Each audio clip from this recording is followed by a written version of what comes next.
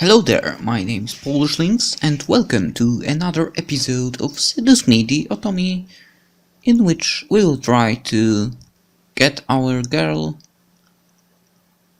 be seduced, probably, by other girl. Let's go! I quickly turned and ran up the stairs to my room, slamming the door behind me. My breath came in short pants, and for a while I just leaned against the door to my bedroom, eventually sliding down to sit against it.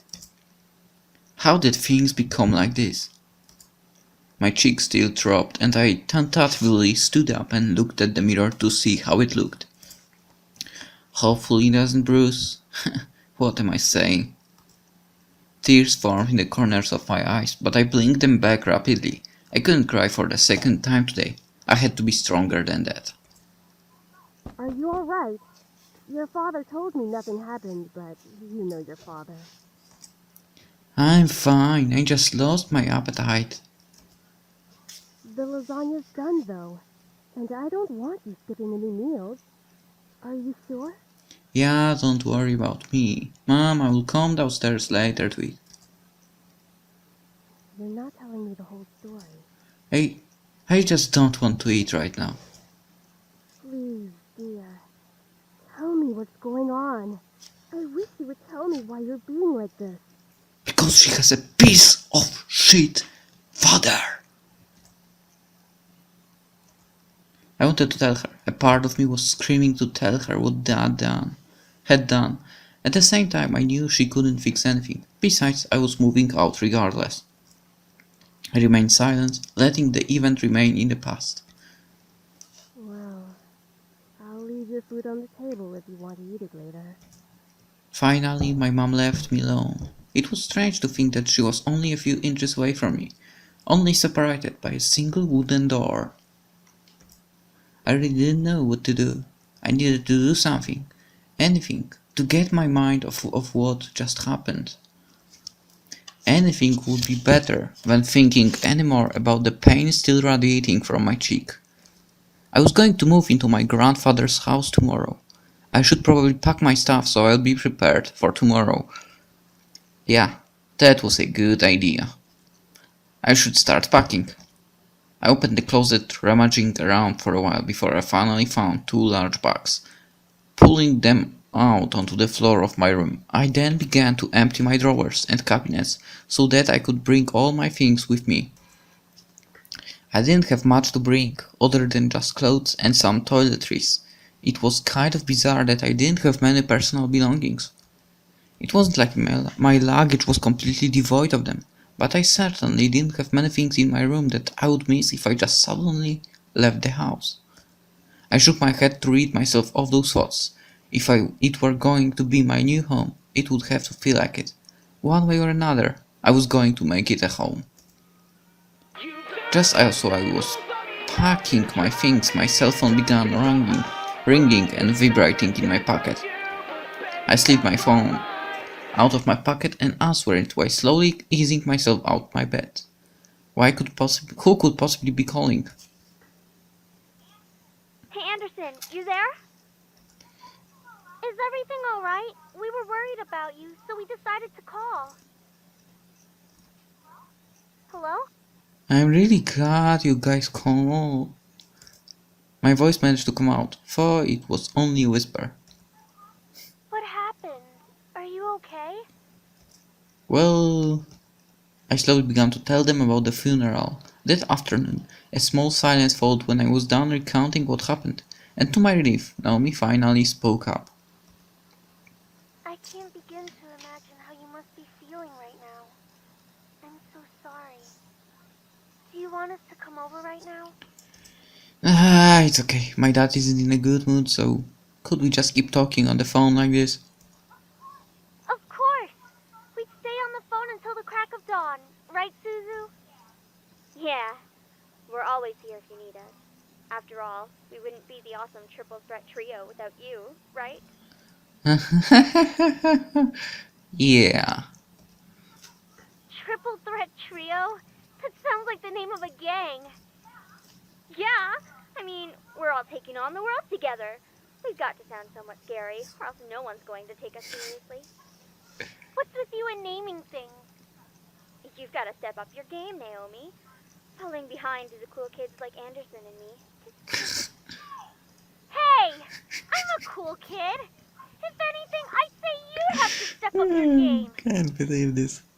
We chatted cheerfully about all sorts of things. Very soon I had forgotten about the events that day and was engaged in a conversation about Naomi's favorite TV show, some program called Hairlock.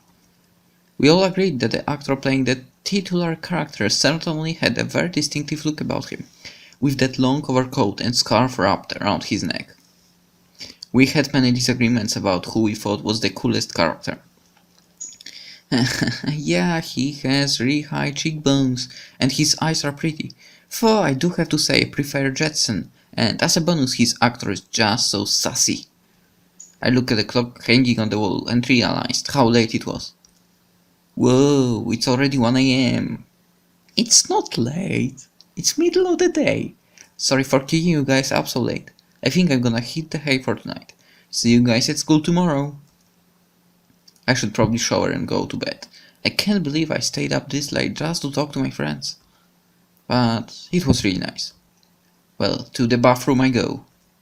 I took a relaxing shower, nothing but hot water and the feeling of being clean. After drying myself, I promptly dressed in my pajamas and crawled into the bed. A nice hot shower after a long day. I'm so glad to finally be in bed. It had been a really long day. I knew that I was wishing for something to change back in class, but I certainly wasn't expecting any of the things that happened today. And I have to go back to school tomorrow. I curled up on my side and tightly wrapped the blankets around me. I really wasn't in the mood to be returning to school, but my dad probably would make me go just for the sake of it. It's time to go to sleep. I reached out to the lamp on my nightstand to turn off the lights. However, my mind was so lost in the passing of my grandfather and the thought of inheriting something so big that it haunted my mind the entire night until the next morning. Ah, my ear! I shook my head to try to clear the sleepiness out of me. To no avail. I really didn't get any sleep last night. It's already time to wake up. Wait, school. As soon as I realized I had to go to school, I slid out of bed and looked at the vanity mirror. That's a relief. Luckily, there was barely a bruise on my cheek. You had to squint to actually see it. I doubted anyone would actually notice it unless they leaned in really close. Breathing out a sigh, I got dressed, took my backpack, and caught the bus to go to school. It wasn't even hours before everyone heard of the news. I was approaching school and given condolences for my loss. However, that wasn't what shocked my friends. Wait, so you have the whole Anderson house to yourself? Lucky as hell, man!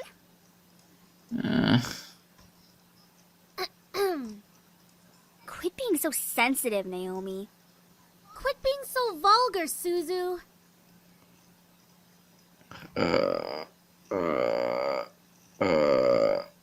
Oh crap. Well, I think actually here Naomi is right. Oh, man, come on! See, she knows about proper public taste. I know how to be a lady. Sheesh. Yes, I'm going there after school today because my parents want me to get used to living there. Seriously? It hasn't even been a day since you came back to school. I know, but my parents want me to try living there as soon as possible. Still, that's really fast.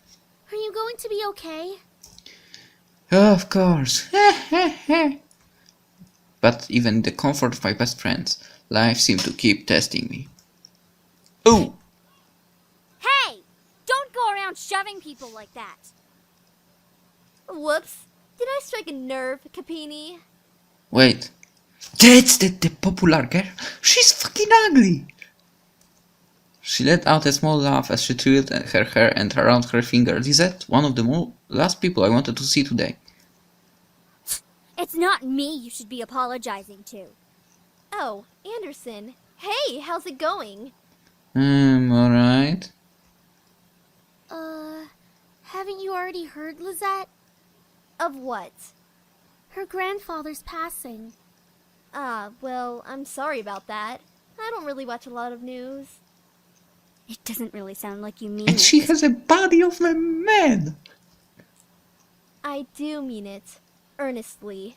Why wouldn't I? Typical Capini. Isn't her family involved with the mafia or something? I wouldn't be surprised if she brought out a bat from behind her back right this moment. I had nearly forgotten the crowd that followed Lisette, which was mostly comprised of people that no one wanted to see on a typical school day. No one had the slightest idea why exactly they followed Lisette around persistently, but they labeled themselves as social equals with her. But she's fucking ugly! That is out of line! Suzu comes from an honest family! Says the one whose family profits from political scandals. Yeah, your dad doesn't make anything unless he's in the court with dirty politicians. Hey, let's all calm down for a second, alright? I'm sure Anderson needs some time to recuperate. I mean, what just happened? We need to give her some respect. Just stop. Stop talking like that already, like you feel sorry for me. What are you talking about? I'm sure you're happy seeing me like this. You already have everything you wanted, and now seeing me like this, life couldn't get any better. Bitterness seeped into me, and words started flying out of my mouth without filter. But honestly, I didn't care. I was so consumed by anger that I only saw Lisette in front of me. What exactly am I to? Just another part of your obstacle course. Is that what I am? I'm sick of it, Lisette. I'm sick of all these charades. I'm sick of you. Gasps rose from the crowd around her, and I was brought back to the school hallway. Even my friends beside me looked at me in surprise. One girl looked like she was going to speak up, but Lisette held her hand up to stop her. There was an emotion in her face that I couldn't quite make out, but I could see a form of pity in her eyes.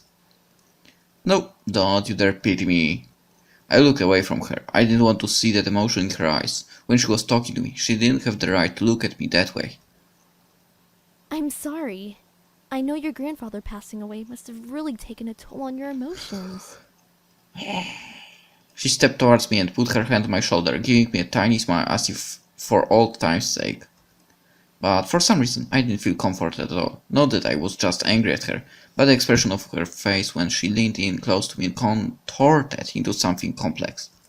Something was different about her. I couldn't quite place my finger on it, but something about her had definitely changed. Well, I'll be going for now. Track meet responsibilities and all of that stuff. See you later. Don't tell me I can't have an ending with her. There's no way. I don't want that. Something about Lisette made me feel uncomfortable. I wasn't just angry, but also uneasy. What was it? I had never seen her like that before. But I decided to pay no further attention to it. She continued running down the hallway with her gaggle of friends behind her. I refocused my attention to Miss Phillips, who was walking down the hall towards me. Is everything alright, girls? Nothing we couldn't handle, Mrs. P. Just a bunch of snobs. That face expression. Suzu, hush! It was nothing, Mrs. Phillips. I see. Well, Miss Anderson, please accept my condolences for your loss. Thank you, Miss Phillips. Your grandfather was a good man. He really upheld the philanthropy of his company's policies, and the money that went towards charity, too. I know, he was amazing. I really looked up to him, and I wanted to be as good as he was. Well, I know that you'll be as great as your grandfather. Hell yeah, she will. She'll be 10 times better than her grandfather. Would I really be better than my grandfather? Everyone seemed to have high expectations for me. I wanted to do my best and make my family proud, but to be better than my grandfather? I wasn't sure about that. From outside the school window, I saw a familiar blue car pull up to the curb. Undoubtedly, it was my father in the driver's seat. Oh, my ride's here. Well, I guess I'll see you both tomorrow. Want us to come with you? Oh, no, it's okay. I'll be fine. See ya. Hey, Dad. Hey, honey. As I got into the car, I noticed my father looked troubled, clutching at his steering wheel and staring straight ahead, as if something was really bothering him. About what happened yesterday. I'm sorry for yelling at you. Does your cheek still hurt? Nope, it's nothing to worry about. I mean it. I shouldn't have laid a finger on you. You know that you're my most precious daughter. Wow! You're all that I Wow, have. I can't believe he said such a thing. Maybe he's not so much piece of shit father. Yet he couldn't bring himself to say what he could never say to me for such a long time. I always wanted to hear those words to affirm how he really felt, but I guess even now he couldn't say it to me. I turned my head away to look out the window. There was no point in waiting for something that was never going to come. And like that, he started to drive and the conversation between us ended. I decided to focus my attention on the passing scenery. We were taking the usual road to grandfather's house.